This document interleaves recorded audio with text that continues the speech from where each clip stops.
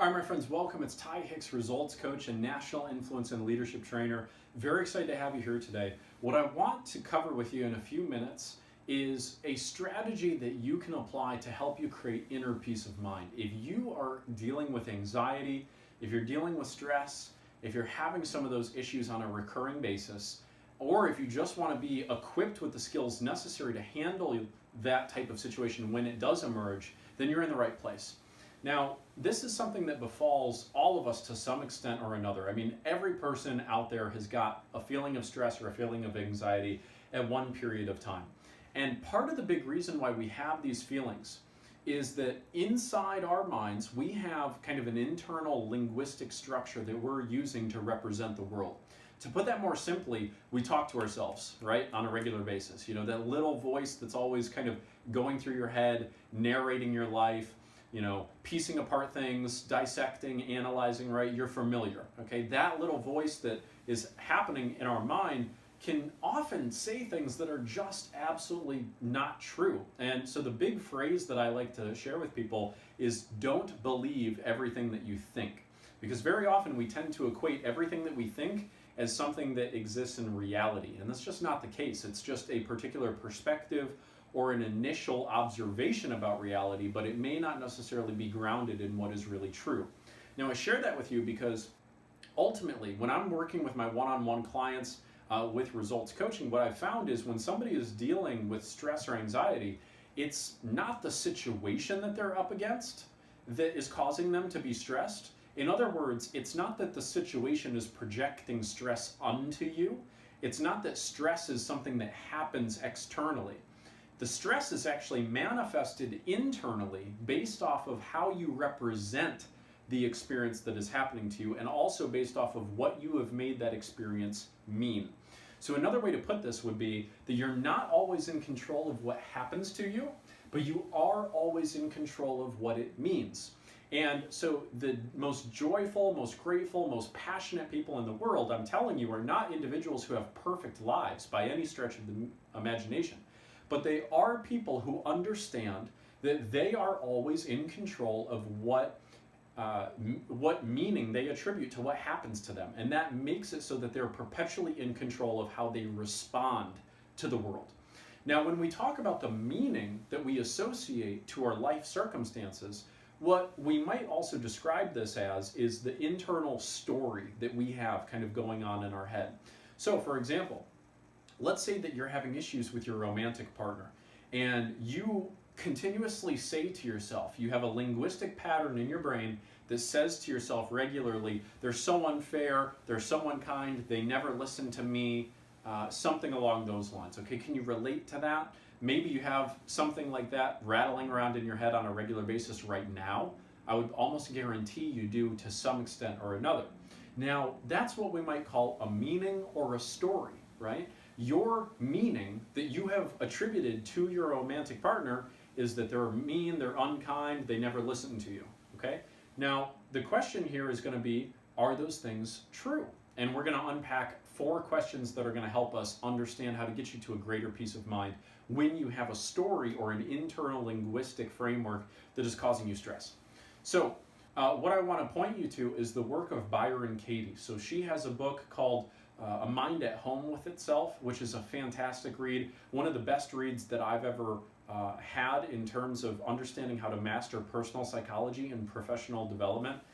She is a miracle worker in the sense that she has clients that come to her all twisted up with different emotional responses, and by the time that she does what she calls the work with them, they feel completely resolved and at inner peace. And it's an amazing thing, and there's really no mysticism about it. It's a very practical, very grounded framework that she does. And what I want to share with you today are the key insights and lessons that I learned, and I also highly recommend her work. Please check out her book.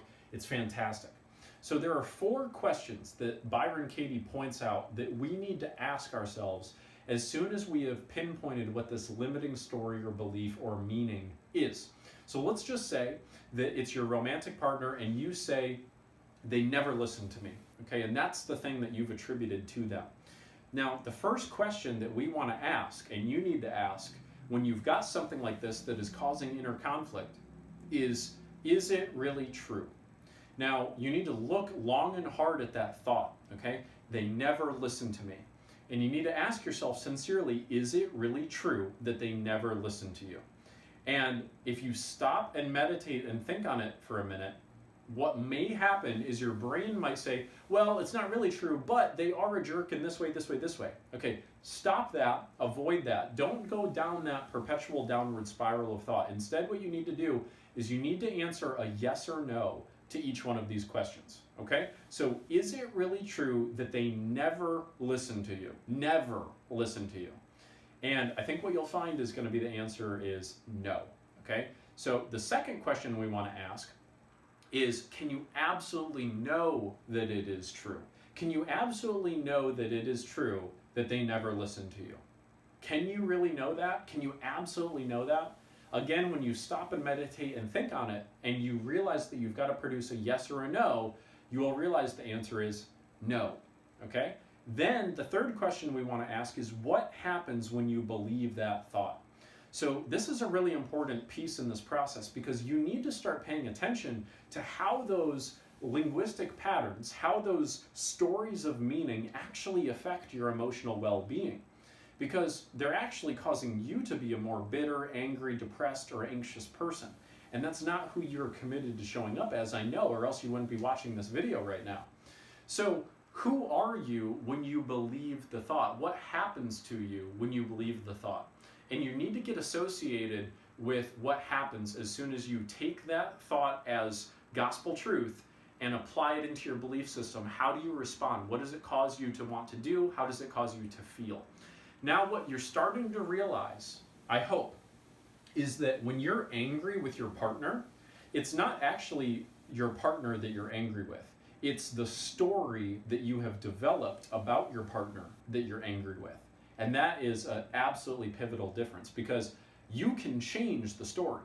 And in fact, you need to. You have to. I insist, because if you don't, you'll perpetually be living in anxiety and stress. So the mind has a tendency to categorize things as being far worse than they actually are. And that's what these questions help decode. These questions help break apart these big mental blocks that we've created by helping us to take a step back and look at it with a new perspective and look at it from a more fair and objective vantage point.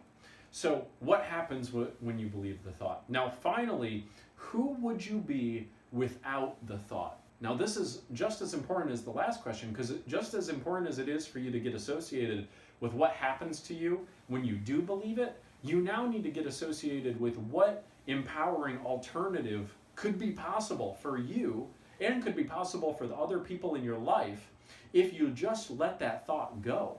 If you believed instead that something was actually possible for you.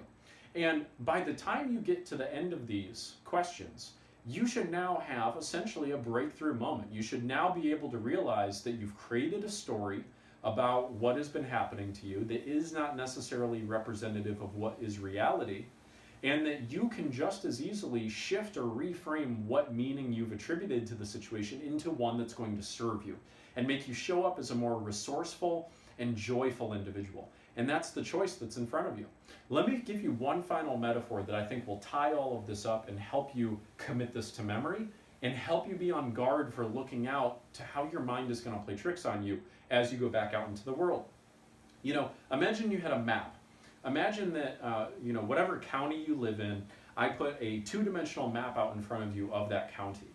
Now, the county map is not necessarily going to completely perfectly represent the county, right? The map is going to be, maybe shrunken down to scale in some areas. Some areas might be enlarged to show detail. The colors won't match. There will be things that are just flat out missing or things that are added. The map is an imperfect representation of the actual territory that it represents. And so in the same way, the mental map of meaning that you create inside of your mind about the world is not equivalent to what the world really is. In other words, the map does not equal the territory, and the meanings that you have created inside of your mind about the world are not equivalent to the reality of the world. They are just your internal guiding system. And as such, they can be adjusted. They can be adjusted to more accurately fit reality. And in the cases where you could have two completely different meanings attributing themselves to one element of reality, and neither one is necessarily more true than the other, it will enable you to choose the one that empowers you, the one that actually gives you more choices, and the one that enables you to move more powerfully through life, be more compassionate with others, and enables you to adopt an empowering story. So I hope that this video has helped you uncover a little bit about the internal stories that you have running. I want you to get clear about what those are, and I want you to move through these 4 steps and 4 questions so you can understand exactly whether or not you want to keep them around or not. Whenever you have a disempowering belief or limiting thought that's going through your mind, remember, don't believe everything that you think.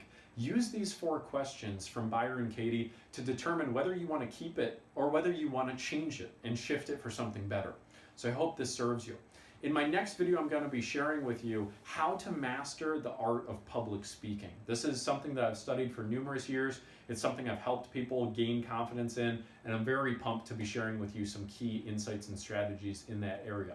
So I hope you enjoyed this video on 4 questions that create peace of mind. Go out and use them. Live peacefully, live mindfully, and live with purpose. I can't wait to talk to you again soon. Take care, my friend.